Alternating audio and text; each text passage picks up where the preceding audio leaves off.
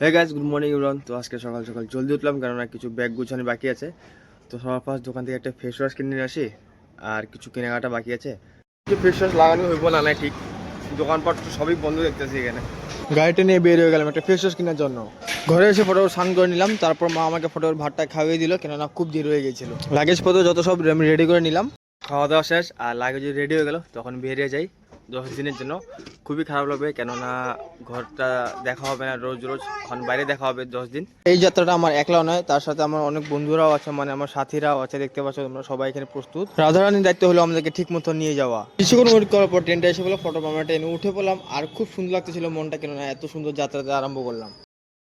আর ট্রেনে ওঠার সাথে সাথে আমাদের একটা যে কীর্তনের পার্টি সেটা আরম্ভ হয়ে গেলো। সবাই দেখতে পাচ্ছে একসাথে আমরা।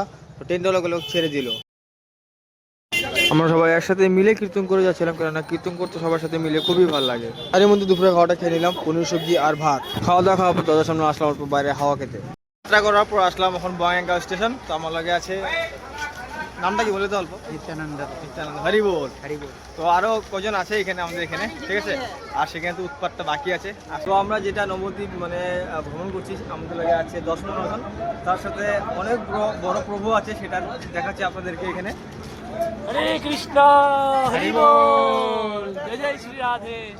সে আমাদেরকে সকলকে মিলে নিয়ে যাচ্ছে সেখানে, দেখা যাক সেখানে আনন্দটা কি।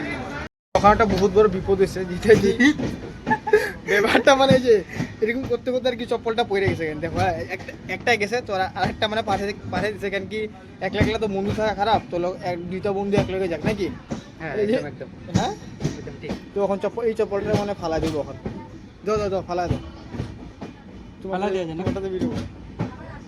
কি অবস্থা হয়েছে ইসরাম, দেখো স্পিড তো দিয়ে মিনিমাম 10-এর মধ্যে চলতেছে, তাও আনতে পারতো। রিক্সটা তাও নিল না এখানে। Bye bye bye bye bye bye করে দে, বাস বাই বাই। জুতাটা বাই বাই হয়ে গেল, দুইটা বন্ধু দেখতে দেখতে বিকাল হয়ে গেল। তারপর আমি একটু ঘুমে নিলাম, মুখ ধুয়ে ফ্রেশ হয়ে নিলাম, তারপর এক কাপ কফি খেয়ে নিলাম। আবারও সেই বিকালে কীর্তন আরম্ভ করে দিলাম। তারপর কীর্তন করতে করতে এর মাঝখানে আমার খিদাও পেয়ে গেল। এই মাঝখানে একটা লোক এসে কমপ্লেন করতে লাগলো, সেই কমপ্লেনটা আবার তাকে উল্টা দিয়ে দিলাম। ভিডিওটা দেখে জানি না তোমাদের কেমন লাগবে, প্লিজ তোমরা কমেন্ট এন্ড সাবস্ক্রাইব করবে, জরুর লিখবেন যে ভিডিওটা কিরকম হয়েছে।